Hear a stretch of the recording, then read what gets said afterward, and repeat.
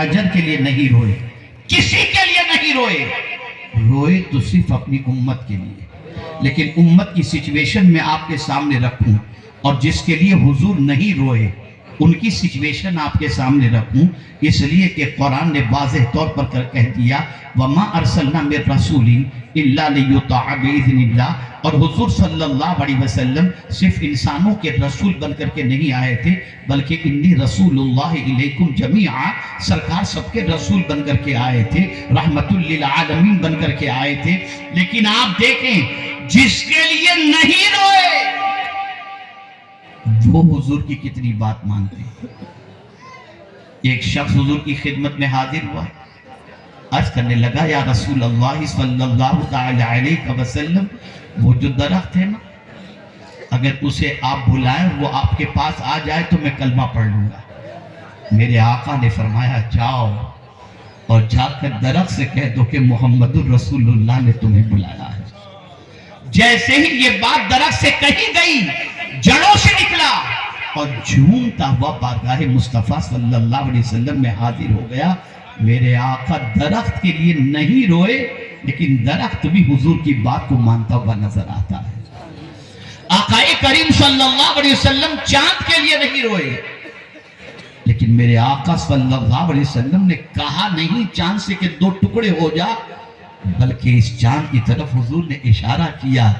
عاشق تھا حضور کا چاند، سمجھ گیا کہ محبوب اشارہ کیوں کر رہے ہیں، سینہ پھاڑ دیا اور دو ٹکڑوں میں تبدیل ہو کر کے بتا دیا اے انسان یہ تیرے رسول نہیں ہمارے بھی رسول ہیں۔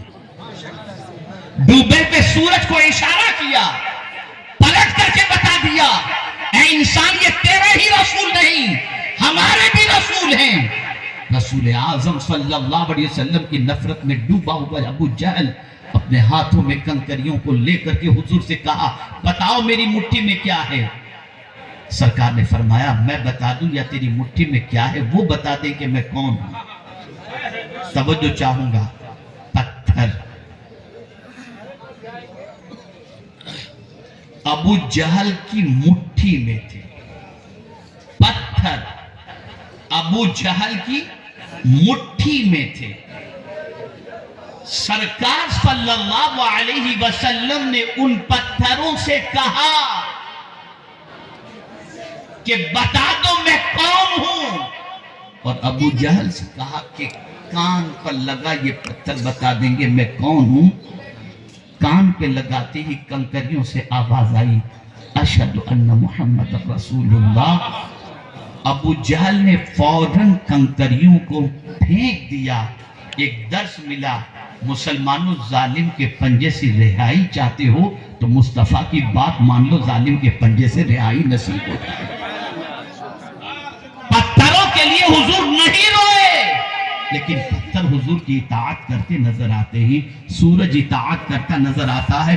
اور کون نہیں جانتا جس جبل احد پر سرکار نے قدم رکھا تھا، وہ جبل احد وجد میں جب آیا تو سرکار نے ایک ٹھوکر ماری اور ارشاد فرمایا تجھ پر ایک نبی ایک صدیق اور دو شہید سوار ہیں، رک جا۔ سرکار کی بات مان کر وہ جھومتا ہوا جبل احد رک جاتا ہے۔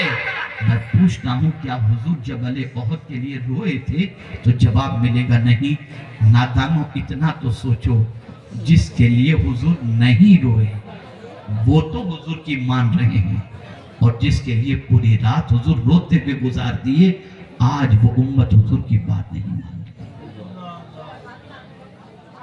آج بچہ روئے تو ہم اس کی بات مان لیتے ہیں، بیوی روئے تو اس کی بات مان لیتے ہیں، ماں روئے تو اس کی بات مان لیتے ہیں، شیخ روئے تو اس کی بات مان لیتے ہیں۔